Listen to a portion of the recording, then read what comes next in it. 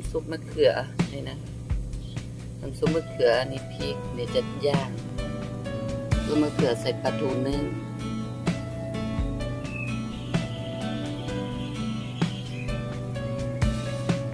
จะย่างเหมือนกันเนาะเดี๋ยวรอข้าวสุกกันกำลังนึ่งข้าว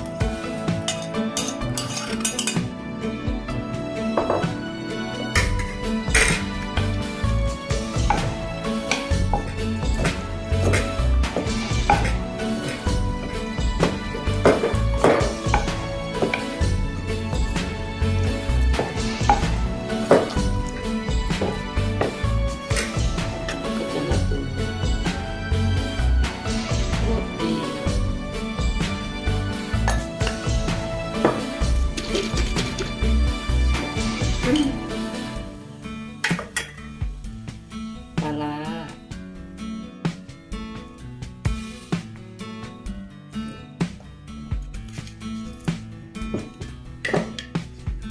น้ำปลา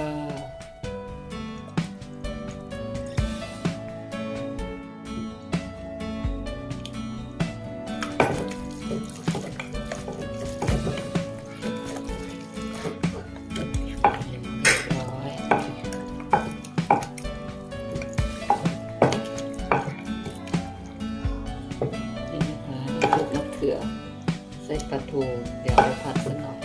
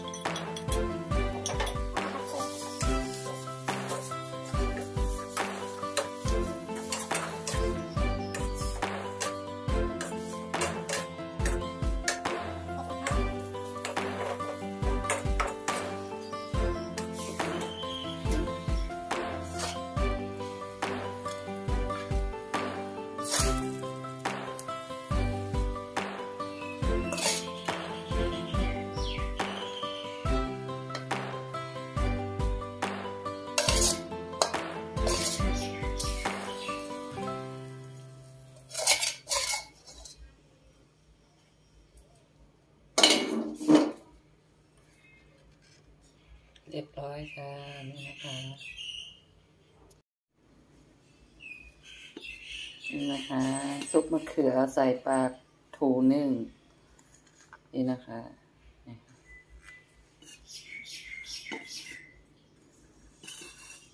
ซุปมะเขืออาหารเช้านี้ซุปมะเขือใส่ปลาทูนึ่งนะคะอันนี้น้ำพริกเผา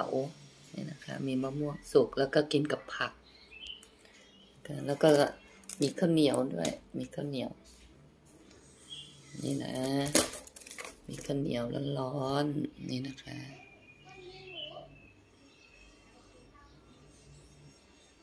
สวัสดีค่ะ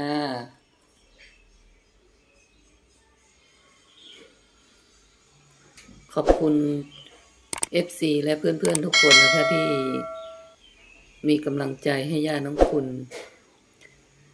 ในวันนี้นะคะ